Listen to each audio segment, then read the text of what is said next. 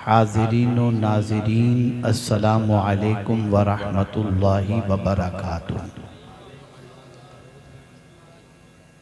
मेरे प्यारे आका सल्लल्लाहु ताला अलैहि वसल्लम के प्यारे दीवानों, जिस आये करीमा की तिलावत का मैंने शर्फ हासिल किया, उससे मुताल्लिक़ कुछ मारूज़ात पेश करने से पेशतर आकाए करीम रऊफ़ुर रहीम अलैहि तहिय्यतु व तस्लीम की बारगाह बेकस पनाह में जिस तरीक़े से मैं पढ़ाऊँ, अक़ीदत व मोहब्बत में डूब कर उसी तरीक़े से दुरूद व सलाम का नजराना पेश करें। अस्सलातु वस्सलामु अलैका या रसूल अल्लाह, अस्सलातु वस्सलामु अलैका या हबीब अल्लाह, अस्सलातु वस्सलामु अलैका या नबी अल्लाह, अस्सलातु वस्सलामु अलैका या नूर अल्लाह, वअला आलिका व अस्हाबिका या हबीब अल्लाह, सल्लल्लाहु ताला अलैहि वसल्लम। मेरे प्यारे आका सल्लल्लाहु ताला अलैहि वसल्लम के प्यारे दीवानों, मिंबर रसूल पर उलमाए ज़वील एहतराम का एक अजीम काफ़िला मौजूद है, जिनके रुख ज़ैबा की ज़ियारत से आप अपनी आँखों को ठंडक पहुँचा रहे हैं। मैं थोड़ी देर के लिए आपके दरमियान हाजिर हूँ और मौजूदा दौर के एक अजीम मसले का सॉल्यूशन आपकी समाअतों के हवाले करना चाहूँगा। इस वक्त दुनिया के जिस खित्ते के अंदर भी मुसलमान आबाद हैं, उनकी तमन्ना बस एक ही है कि अल्लाह रब्बुल इज़्ज़त जल्ल जलालहू हम पर रहम व करम की नज़र फरमाए।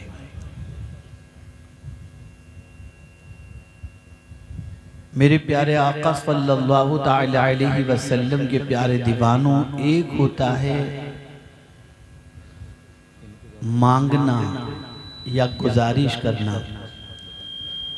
और एक होता है कि कुछ काम ऐसे करो कि बिन गुजारिश के ही अल्लाह अज़्ज़ व जल अता फरमा दे।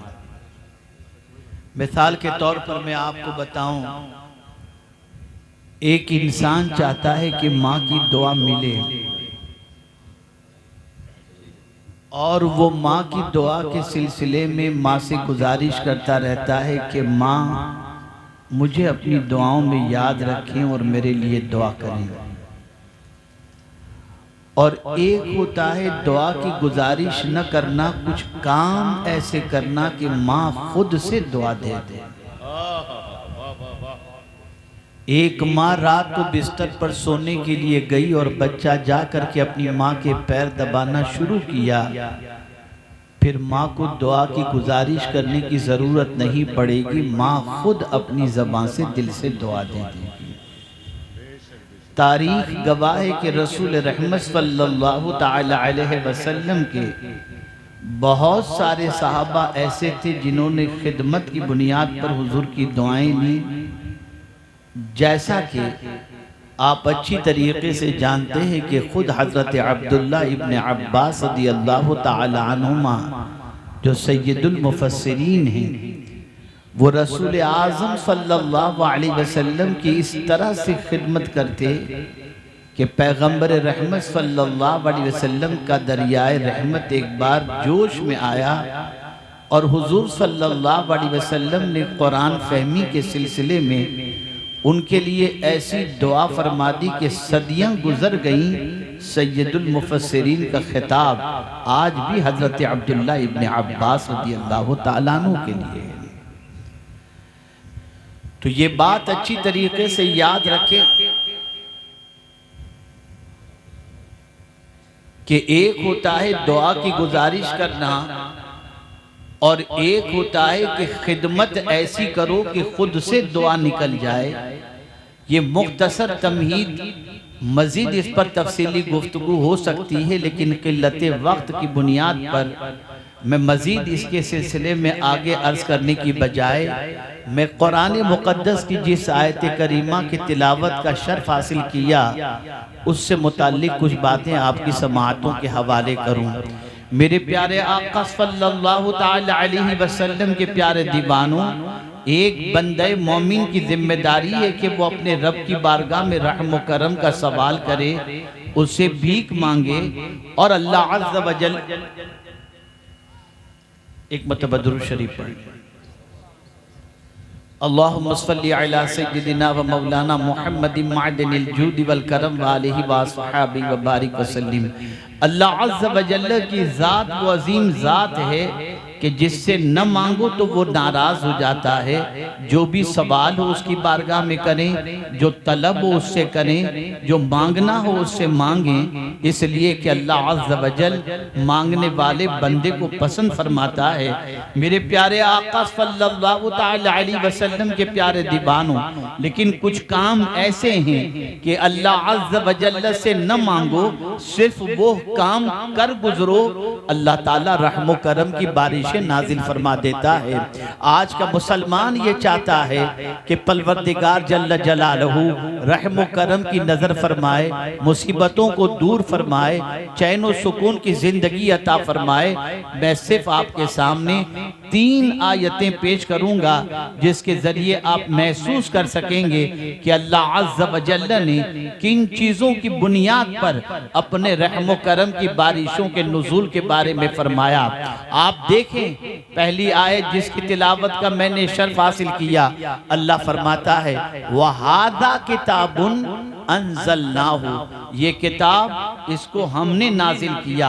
ये किताब इंसान की बनाई हुई किताब नहीं है, इसको नाजिल करने वाली ज़ात परवरदिगार जल्ल जलालहू की है। खुद कुरान कहता है इन्नहु लतंज़ीलु लिरब्बिल आलमीन नज़ल बिही रूहुल अमीन अला क़ल्बिक। अल्लाहु अकबर।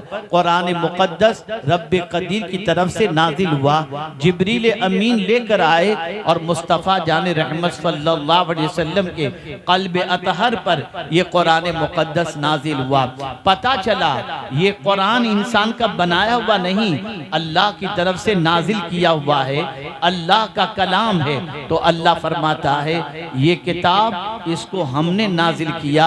मेरे परवरदिगार जरा इस किताब की शान भी बता दे, इस किताब की अजमत भी बता दे, इस किताब के कमालात को भी बता दे, ताकि इस किताब के बारे में हम जान सकें कि ये किताब क्या है। तो रब फरमाता है मुबारकुन, ये किताब बरकत वाली किताब है। अल्लाह अकबर। इतनी बरकत वाली किताब है कि अगर ये किताब किसी मोमिन के सीने में आ जाए और फिर वो मोमिन कब्र में जाए तो अल्लाह उसकी कब्र को कुशादा कर दिया करता है। ये किताब इतनी बरकत वाली है, अगर किसी घर में रख दी जाए तो ये किताब की मौजूदगी की वजह से अल्लाह उस घर में बरकतों को नाजिल फरमाता है। किसी दुकान में रख दी जाए किताब तो इस किताब की वजह से उस दुकान के अंदर बरकतें अल्लाह नाजिल फरमाता है। इस किताब को पढ़ने पर भी अल्लाह बरकत अता फरमाता है कि एक हर्फ के एवज में अल्लाह 10 नेकियां अता फरमाता है। जहां तक किताब की बरकत का मामला है, मुसलमान जरूर जानता है। यही वजह है नया घर खरीदता है तो पहले घर में कुरान मुक़द्दस रखता है, नई दुकान खरीदता है तो पहले दुकान में कुरान रखता है, बच्ची को शादी के अंदर जहेज में सबसे पहले कुरान देता है। इतना तो हर मुसलमान जानता है कि ये किताब बरकत वाली किताब है। लेकिन ये बात अच्छी तरह से याद रखें, ये किताब सिर्फ जमीन के ऊपर बरकत नहीं अता फरमाती, जिसके सीने में ये किताब होगी उसके लिए कब्र में भी बरकत है, हश्र के अंदर भी बरकत है, कब्र में भी अल्लाह अज़्ज़ व जल्ल की राहत का ये किताब सामान है और मैशर में बुलंदी का जरिया है। मेरे प्यारे आका सल्लल्लाहु ताला अलैहि वसल्लम के प्यारे दीवानों, तो परवरदिगार ने अपनी किताब की शान ये बयान फरमाई, ये बरकत वाली किताब है। और फिर उसके बाद क्या फरमाया, वहादा किताबुन अंज़लनाहु मुबारकुन फत्तबिऊह, इस किताब की पैरवी करो। बेशक बेशक। जो कुछ इस किताब ने कहा इसको फॉलो करो। इस किताब ने जिसको हलाल कहा उसे हलाल जानो। इस किताब ने जिसको हराम कहा उसे हराम मानो। ये किताब जो कहे वो करो। इसलिए कि दुनिया की बहुत सारी किताबें हैं जो रास्ता दिखाती हैं। उन किताबों के जरिए तुम उस रास्ते पर चलोगे। हो सकता है भटक भी जाओ, हो सकता है वो किताब गलत रास्ता भी दिखाए, लेकिन जब अल्लाह अपनी किताब की शान बयान करता है तो फरमाता है इन्ना हाज़ल कुरआन यहदी लिल्लती हिया अक़वम, कि बेशक ये कुरआन सबसे सीधा रास्ता दिखाने वाली किताब है।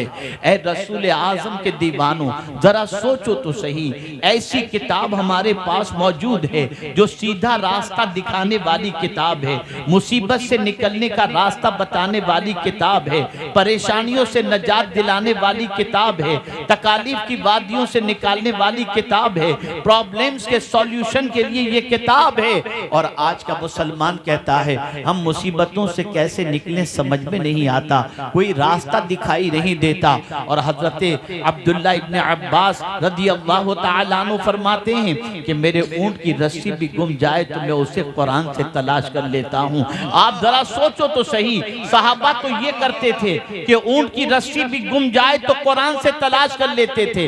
दौरे हाजिर के अंदर मुसीबतों से निकलने के हवाले से, जवाल से निकलने के हवाले से, पस्ती से निकलने के हवाले से, तबाही से निकलने के हवाले से हमें कोई रास्ता नजर नहीं आता। हम कहते हैं हमें कोई रास्ता सुझाई नहीं देता। मैं कहता हूँ कुरान से ताल्लुक क्या है तुम्हारा? मेरा एक जुमला दानिश्वराने कौम मिल्लत और उलमाए ज़वील एहतराम की मौजूदगी के अंदर मैं आपकी समाअतों के हवाले कर रहा हूँ। कुरान सबसे बेहतर किताब और हामिले कुरान इस वक्त सबसे बदतर। मौजूदा दौर में कुरान का मानने वाला जितना पसमानदा है, इतनी कोई और कौम पसमानदा नजर नहीं आएगी, जबकि ये किताब से बेहतर किताब दुनिया में कोई दूसरी है नहीं। लेकिन इसी किताब का मानने वाला आज दुनिया में सबसे कमतर क्यों हो गया? वजह सबसे बड़ी ये है, इस किताब से उसका ताल्लुक कमजोर ही नहीं बल्कि खत्म हो गया। मौजूदा दौर के सर्वे के हवाले से बताऊं, 6 महीने पहले का सर्वे है, हिंदुस्तान के 60% मुसलमान पहला कलेमा पढ़ना भी नहीं जानते हैं। ऐ रसूल आजम के दीवानों, जरा देखो तो सही, जरा जायजा तो लो, जरा महसूस तो करो।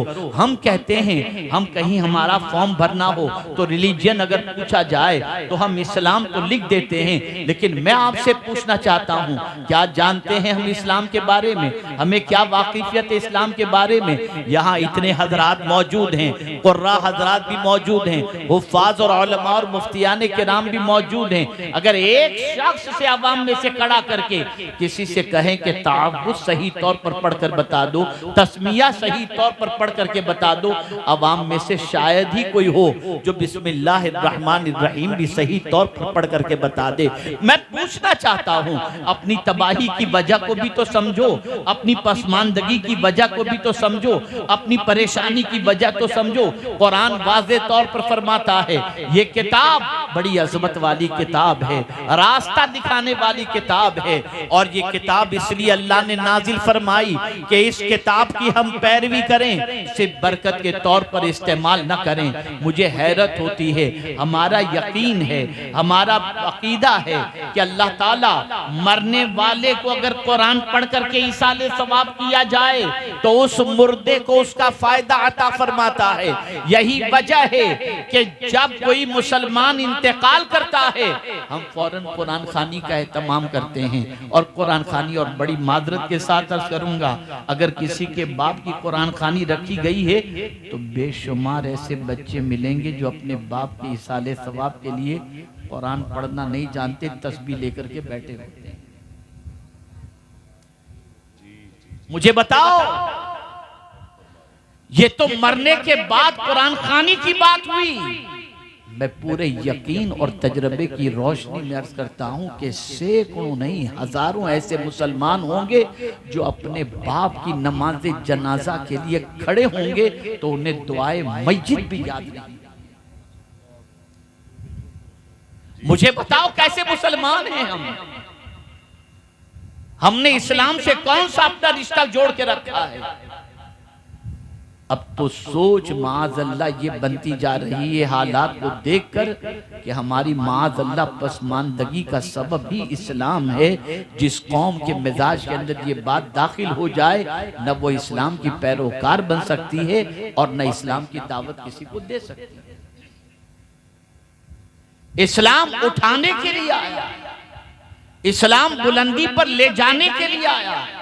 यह इस्लाम ही तो है जिसके बारे में फारूक आज़म रदियल्लाहु मौला तबारक व तआला अन्हु बड़े वाज़ेह लफ्जों में इरशाद फरमाते हैं, जब हज करने के बाद मदीने मुनव्वरा की तरफ लौट रहे थे, एक मकाम आया जहां पर काफिले को रुकने के हवाले से उन्होंने फरमाया, काफिला जब रोका गया तो उस मकाम पर फारूक आज़म रोने लगे, आंखों से आंसू जारी थे। पूछने वाले ने पूछा, अमीरुल मोमिनीन इस मकाम पर रोने की वजह क्या है? तो फारूक आज़म रदियल्लाहु मौला तबारक व तआला ने फरमाया, उमर उस वक्त भी था, उमर आज भी है। जब आज मैं यहाँ पर पहुंचा हूं तो मुझे वो वक्त याद आ गया जब मेरे वालिद मुझे 4 ऊंट चराने के लिए यहाँ भेजा करते थे, तो मुझसे ऊंट नहीं संभल पाते थे दौरे जाहिलियत के अंदर, और कोई ऊंट इधर चला जाता, कोई ऊंट उधर चला जाता, जिसकी वजह से मेरे वालिद मुझे सजा दिया करते। लेकिन इस्लाम का सदका है कि आज उमर को इस्लाम ने ये सलाहियत अता की कि 22 लाख मुरब्बा मील पर उमर हुकूमत करता हुआ नजर आ रहा है। ये इस्लाम, सुभान अल्लाह, ये इस्लाम का करिश्मा है। आप जरा सोचो, जितना इस्लाम से करीब होते जाओगे अल्लाह इज्जत अता करता जाएगा। कुरान ने वाज़ेह लफ्जों में फरमाया, वलिल्लाहिल इज्जतु वलिरसूलिही वलिलमुमिनीन, और अल्लाह से अच्छा वादा करने वाला और सच्चा वादा करके वफा करने वाला कोई नहीं। वमन औफा बिअहदिल्लाह बिअहद मिनल्लाह कमा क़ाल इन्नल्लाह ला युखलिफुल मिआद, बेशक अल्लाह वादा खिलाफी नहीं फरमाता।